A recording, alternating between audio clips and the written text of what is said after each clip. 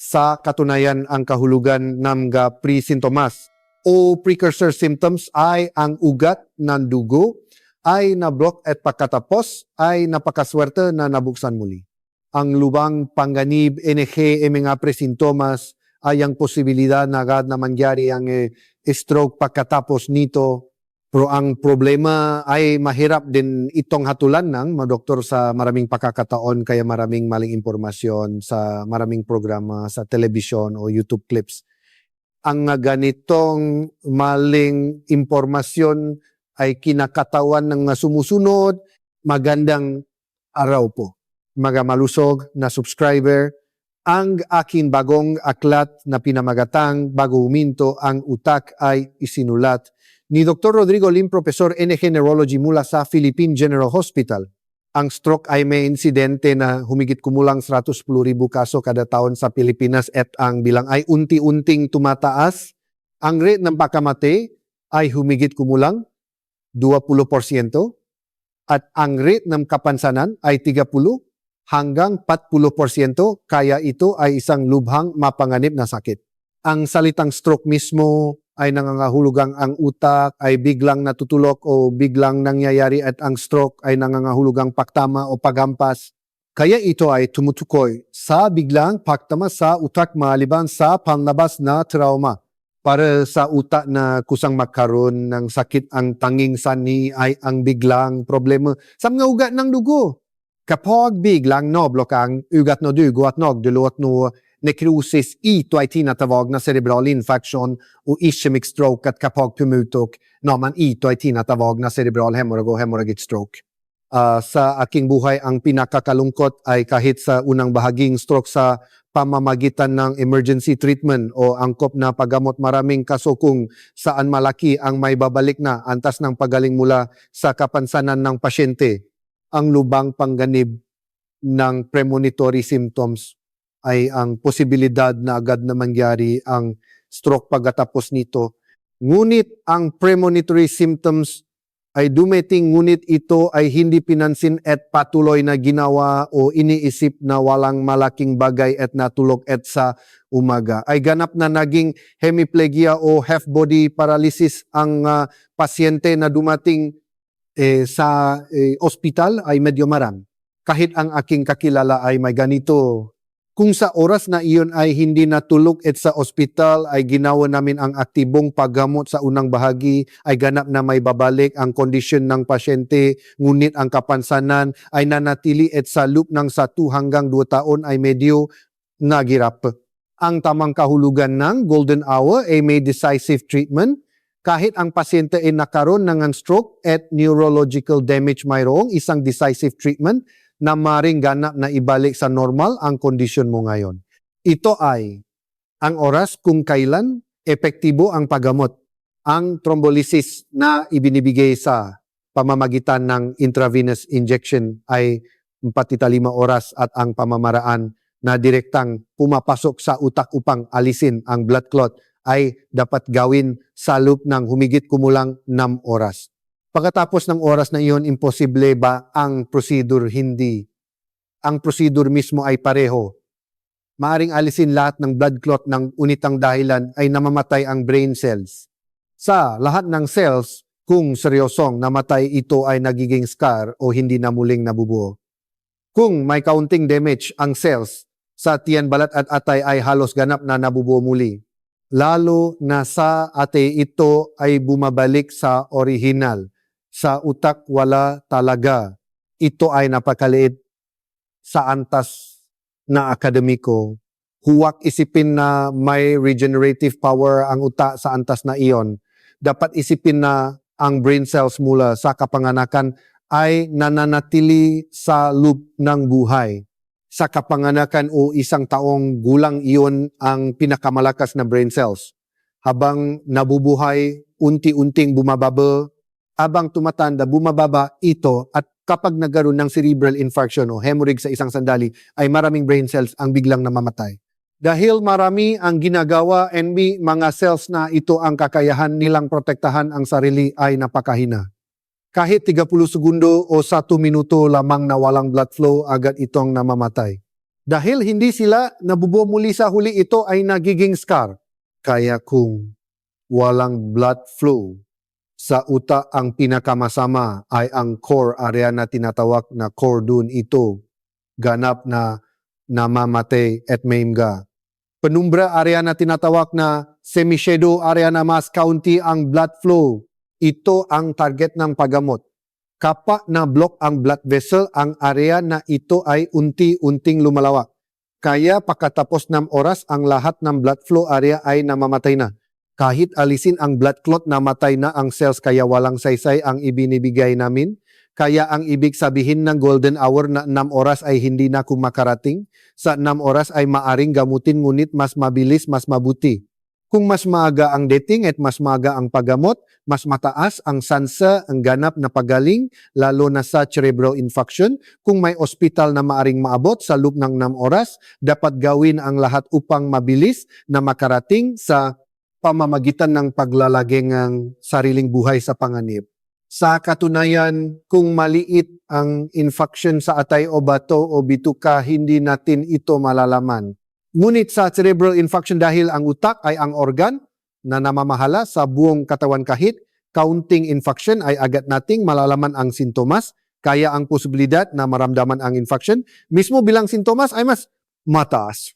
Tungkol sa mga sintomas ng stroke, ang hindi dapat maling unawain ay may maraming maling impormasyon sa maraming broadcast at YouTube clips tungkol sa premonitory symptoms.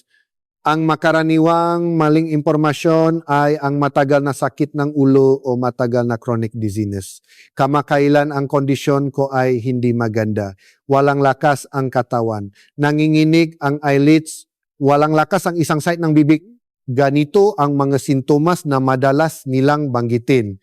Sa katunayan, ang pasyente ng stroke ay biglang nakakaroon ng neurological symptoms, kaya ang mga sintomas na matagal nang naroon ay karaniwang wala. Kahit may premonitory symptoms, ang kahulugan nito ay ang blood vessel ay nakbara at sa kabutihang palad ay nabuksan muli. Kaya ang premonitory symptoms ng stroke ay ganap na kapareho ng sintomas ng stroke.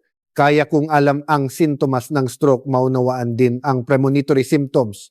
Ang sintomas ng stroke mismo ay paralysis sa isang side ng katawan, walang lakas ang limbs, abnormal na sensation sa isang side, parang hindi sariling katawan, biglang hindi makapagsalita, hindi maintindihan ang sinasabi, o biglang malabo ang paningin o hindi makakita sa isang mata o biglang nahihilo at nagiging unsteady. Ang karamihan ay bigla at matindi ang pagdating ng mga sintomas na ito. Ngunit kung dumating ang sintomas at nawala ito, iyon ang premonitory symptoms.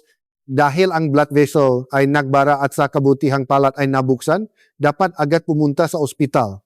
Dahil may pre-existing lesion tulad ng atherosclerosis na nagdulot ng blood clot na nabuo at nabuksan, kaya maaring mangyari muli anumang oras. Dahil nabuksan ito, iniisip negailan na baka pansamantalang hindi maganda ang kondisyon o panaginip o maling akala. Ganito ang iniisip negailan, pagkatapos ay natulog at kinabukasan ay nagkaroon ng malaking stroke at nagiging problema. Kung pumunta lamang sa ospital, maring mablok ito sa yugto ng premonitory symptoms. Kaya ang kahalagahan ng premonitory symptoms ay kapareho ng sintomas ng stroke. Hindi ito ang chronic headache o dizziness na alam natin sa pang-araw-araw. Dahil ang sakit ng ulo ay sintomas na nararamdaman sa ulo, iniisip na tiyak na ipinapalam nito ang problema sa blood vessel ng utak. Ang mali nito ay maring sabihin sa siyensya na ang utak mismo ay hindi nakakaramdam ng sakit sa sarili nito. Napakakaiba, ang utak ay nakakaramdam ng sakit sa labas utak tulad ng meninges at ang blood vessel walls ay nakakaramdam. Ang utak mismo ay hindi. Ang karamihan ng sakit ng ulo na nararamdaman natin ay dahil sa abnormal na function ng blood vessel o compression sa meninges o muscle pain. Kaya karamihan ay hindi sa utak kundi ang muscle pain sa labas ng buto na nararamdaman bilang sakit ng ulo at mali na iniisip na sakit sa loop ng utak. Sa katunayan, dahil ang nararamdamang sakit ay hindi eksaktong nagpapahiwatig ng organ, karamihan ng chronic headache ay hindi pre-sintomas ng stroke. kung hemorrhagic stroke at may presintomas maring mangyari ito sa ilang pasyente kapag subarachnoid hemorrhage. Ang subarachnoid hemorrhage ay nangyayari kapag may aneurysm sa malaking blood vessel at ito ay pumutok. Dahil mas malaking pagdurugo, ito seryoso. Pero paano maring may presintomas? May ilang pasyente na may napakaliit na pagputok ng aneurysm. Kapag pumutok ito, ang mortality rate ay halos 50%, pero ang nakaligtas ay nagsasabi na naranasan nila ang pinakamasakit na sakit na ulo sa kanilang buhay, parang tinaman na X sa ulo, kaya sobrang sakit na sa sandaling iyon ay nawalan ng mali at marami ang namamatay papunta sa ospital. Kaya ito ang pinakamatinding sakit na maring maramdaman ng tao sa biglang karamdaman. Kung naranasan ang biglaang sakit ng ulo na parang pumutok at pagkatapos ay nawala, dapat isipin na posibleng bahagyang pagputok ng aneurysm sa subarachnoid hemorrhage. Pero ang problema ay mahirap hatulan ng doktor kaya bihira o mahirap ay diagnose ang sakit ng ulo bilang presintomas. Kaya kung ang sakit ng ulo ay itinuturing na presintomas, maraming sensitibong tao na may chronic headache ang iniisip na presintomas nila, kaya sinasabi kong hindi ito sintomas ng stroke. Pero para sa mga ordinaryong tao, mas dapat seryosohin kung may nakitang aneurysm sa CT o MRI nun. Walang ibang sintomas, pero kung ang tinnitus lang ang naririnig, hindi kailangang isipin na stroke. Napakaliit lang ang posibilidad, kaya karaniwang mali. Ang tuno sa tainga ay tinatawa na tinnitus sa medisina. Ang sanhi ng tinnitus ay karaniwang age-related hearing loss. Mula 40 taong gulang pataas, unti-unting hindi na marinig ang mataas na tono. Kapag ang auditory cells ay hindi na magawa ng mayos ang normal na trabaho, sobrang na-overwork, ito upang marinig pa kaya nagiging tinnitus. Habang tumatanda at ang auditory cells ay nag-age, ito ay senyalis na naririnig ang tunog na parang dududu o beep. Dahil naririnig ang hindi dating naririnig, iniisip na problema sa utak, pero sa karamihan ay senyalis lang ng age-related hearing loss. Kaya walang ibang sintomas, pero tinnitus lang ay hindi kailangang isipin na stroke. Kung biglang nahihilo ang pasyente at hindi marinig ang tainga o biglang may kakaibang tinnitus, sa ilang kaso ay sintomas itong stroke. Kung sobrang bigyang diin ang pre-sintomas, lahat ng tao ay maring makaroon ng takot at sa katunayan ay maring malito ang temporary na condition na neurological abnormality bilang sintomas ng stroke. Kaya mas mahalaga kung sino ang dapat matakot sa pre-sintomas. Ang isang malusok na tao na walang risk factors ay lubang bihira ang posibilidad ng stroke symptoms, bago ang 30 taong gulang halos wala. Walang risk at hindi umiinom o naninigarilyo, pero pagkatapos ng 30 taong gulang lalo, na 40 patas kung may risk factors tulad ng high blood pressure, diabetes, high cholesterol, kahit sa uminom at nanigarilyo ng labis na nakakasira sa kalusugan at biglang may functional abnormality sa katawan, dapat ilagay ang stroke sa unang isip at pumunta agad sa emergency room. Ang stroke ay hindi sakit na pupuntahan sa outpatient. Sa katunayan, kapag may pumupunta sa outpatient dahil sa paalala sa stroke, agad kong sinasabi na hindi ito ang yukto para sa paggamot. Ang panahon para gamutin ang stroke ay hanggang sa araw na iyon mismo. Ang prognosis ng pasyente ay maaring matapos sa araw na iyon. Kaya dahil ang golden hour ay nasa loop na 6 oras, kung sigurado ang sintomas ng paralysis, hindi na panahon para pumili ng ospital, kundi dapat agad pumunta sa emergency room ng ospital na may kakayahang magbigay ng emergency treatment. Kung ischemic o hemorrhagic stroke kapag nangyari, sa sarili mahirap ay describe, pero kung saksi o tagapag-alaga, kung biglang walang sagot ang magulang o hindi may galaw ang isang side at nag-iingay, o biglang walang usapan o nakahiga, pero may malay ngunit parang nanlalabo ang mata o ganito, dapat isipin na stroke dahil bigla itong nangyari. Sa ganitong sitwasyon, ang iniisip na tulungan ay biglang kumuha ng karayom at tusukin ang kamay o hanapin ang gamot na parang ammonia at ipainom o masahe ng husto ang limbs. Talagang marami ang nagmamasahe ng limbs Ang tatlong bagay na sinabi ko ay walang tulong. Maaari pa ngang makasama. Ang kasalukuyang sitwasyon kapag nagkaroon ng stroke ay namatay ang brain cells. Hindi namatay ang limbs. At dahil namatay ang brain cells, maaring magkaroon ng dysarthria o swallowing difficulty. Kaya ang lawi o iba pa ay maaring maaspirate sa daanan ng hangin. Ang pagpapainom sa pasyente ay maaring hindi pumunta sa esophagus, kundi sa trachea at magdulot ng aspiration pneumonia. Ang pagtusok ng daliri ay dahil hindi nasira ang limbs, kundi nasira ang utak kaya hindi may galaw ang limbs. Walang tulong ang pagpapalabas ng dugo at may panganib ng infection. Ang pagmamasahe ng limbs ay pareho. Hindi ang dugo sa limbs, ang hindi dumadaloy kundi ang utak. Kaya ang ganitong aksyon ay walang siyensya at walang tulong. Kung may dapat gawin, para tulungan una ay tumawag agad sa 119. Kapag tumawag sa 119 sa average, sa Manila ay 5.4 minuto ang dating ng 119 abahay. Noon ang magulang ay nakatira ng makaharap at kapag natumba iniisip na gawin ang pinakamalaking pagtulong sa araw na iyon sa pamamagitan ng pagkuha ng gamot o pagtulong sa sarili, pero lahat ay nakakahadlang. Kaya ang unang gawin ay tumawag sa 119 at pangalawa ay kung parang susuka, ikot lang ng bahagya ang ulo at hintayin ng tahimik. Walang gawin ay pinakamabuti dahil lahat ng aksyon ay maring makasama. Ang basic first aid ay alam na ng emergency responders, kaya hayaan sila. Ngunit may isang bagay, ang gayon ay sobrang binibigyang diin ng CPR. Ang sitwasyon na kailangan ng CPR ay kapag biglang hinawakan ang dibdib at natumba o nawalan ng malay ang isang malusok na tao.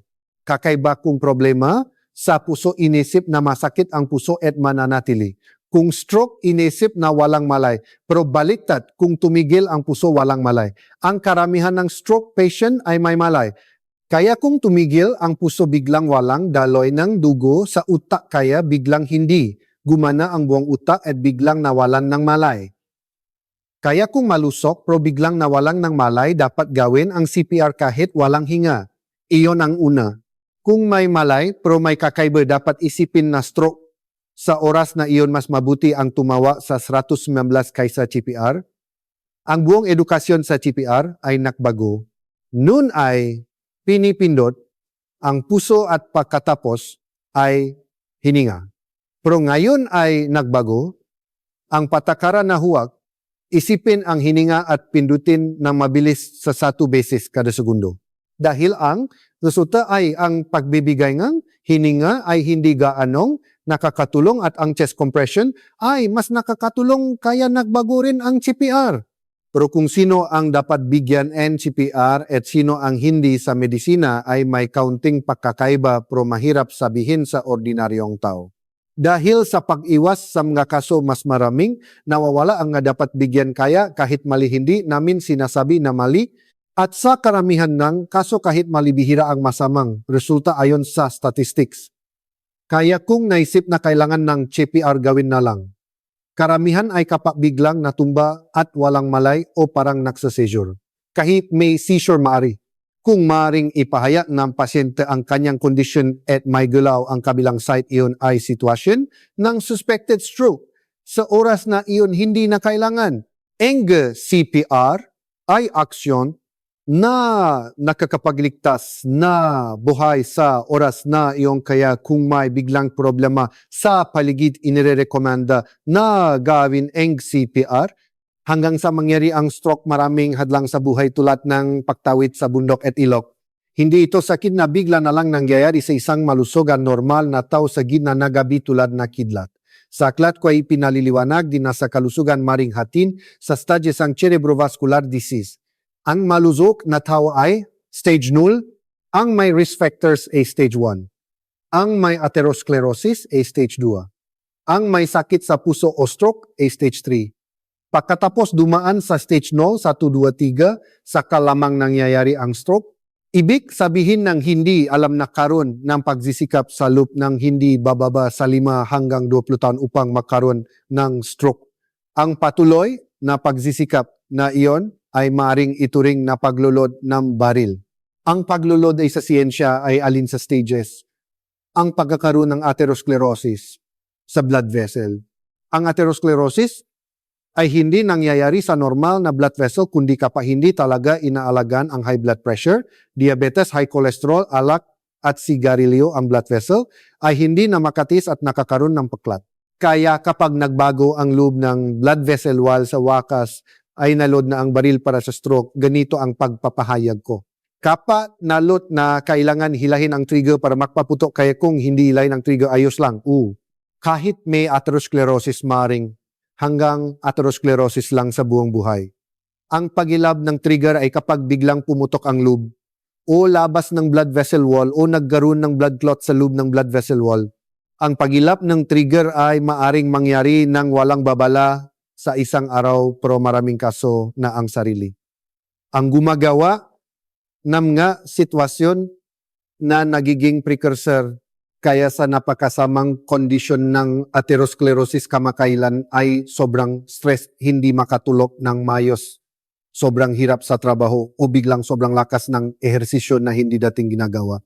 Kamakailan ay namatay ang magulang at sobrang lungkot at hirap kaya emosyonal na nagkaroon ng matinding buhay sa loob ng isa o dalawang buwan sa eksaktong panahong iyon ay maaring pumutok ang masamang atherosclerosis o magkaroon ng blood clot. Iyon ang pagilab ng trigger.